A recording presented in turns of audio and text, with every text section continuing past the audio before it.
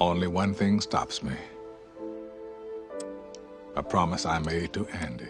As we continue on with the movies that changed the world, Shawshank Redemption starring Tim Robbins and Morgan Freeman. It was directed by Frank Darabont, and it was actually based off a novel by Stephen King called Rita Hayworth and the Shawshank Redemption, the book and the movie, has got some differences in it. Especially the ending, but this movie teaches each one of us that you can't never give up no matter how bad the odds are against you. Andy Dufresne gets framed for a crime and winds up in Shawshank prison. Andy is beat and assaulted by a group of assholes, the sisters, and didn't deserve none of it. But still don't give up. That is the heart of the movie. Andy's friendship with fellow inmate Ellis "Red" Redding is a central part of the story. Through their friendship, Andy not only finds someone to confide in, but also brings positive change to the lives of those around him. His actions, like turning the prison library into a place of knowledge and hope, inspire others to see beyond their circumstances and dream of a better life. Now let's talk about the differences between the book Rita Hayworth and the Shawshank Redemption and the movie The Shawshank Redemption. In the movie, Andy does favors for the guards and for the warden, which allowed him privileges. Well, it's about the same in the book, but the difference is he don't set the warden up and take his money at the end like in the movie. In the book, Andy Dufresne already had embezzled and saved money and stocks and bonds, and Warden Norton doesn't get caught embezzling. Norton just loses his mind and goes insane in the book, afraid of what Andy might turn up and causes a shitstorm. Clancy Brown, the one who plays Captain Hadley, gets arrested, but he goes to prison, and I think the same group of assholes, the sisters, basically gets a hold of Hadley. Now, the sisters, on the other hand, is a very small piece in the book. In the movie, a awful antagonist, and Boggs never does get beat up. They just quit messing with Andy. And it's because of you assume it's because of the warden and the guards. It's because Andy pays the guards off. It ain't because he does favor for them, like in the movie. And the ending was like this. Ellis Boyd, reading Morgan Freeman's character, finds that volcanic glass-looking black rock, but that held a key to a safety deposit box, and Andy tells him to go to Mexico. But you never do see Andy. You're just hoping that Andy's alive. He gets a postcard like in the movie, so you're just assuming that Andy's alive, which is just a good ending too. But in the book, at the end of the book, in your visual mind, you see Redding riding away to Mexico to meet Andy. Now here are some of the outtakes from the movie.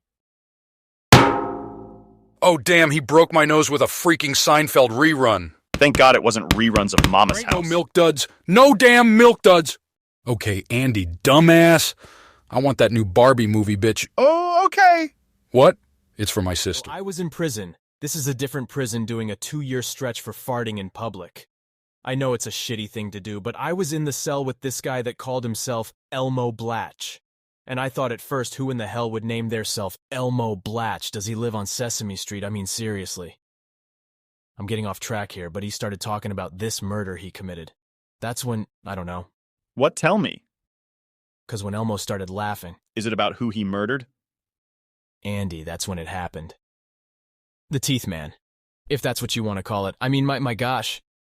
It looks like a roll of piss-stained urinals when he smiles. And one last little thing, different between Stephen King's Rita Hayworth and Shawshank Redemption and the movie Shawshank Redemption, the part with Tommy and Andy taking a liking to Tommy, all that's in the book, too.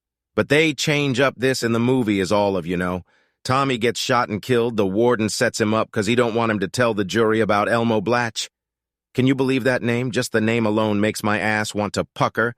Elmo Blatch shit. Anyway, in the book, the warden just transfers Tommy and he don't kill him. Shawshank's impact.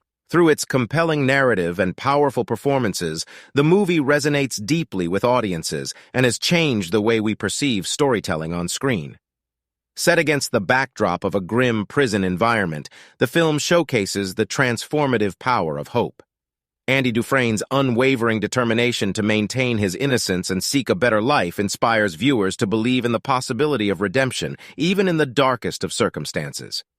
His friendship with Red demonstrates the profound impact of human connection and companionship in an otherwise desolate existence. Beyond its gripping storyline, The Shawshank Redemption explores the broader theme of institutionalization and the capacity for change. The prison system, depicted as both a physical and metaphorical barrier, reflects societal norms that can confine individuals within their own limitations. Andy's perseverance challenges this notion, encouraging viewers to question their own limitations and consider the potential for personal growth. The film's influence extends beyond the screen, as it has sparked conversations about justice, resilience, and the pursuit of freedom. The Shawshank Redemption continues to touch hearts and minds, reminding us that even in a world filled with adversity, there is always room for hope, friendship, and the possibility of redemption. Thank you for joining us for this video about the movies that changed the world. Shawshank Redemption. Please like, share, and subscribe.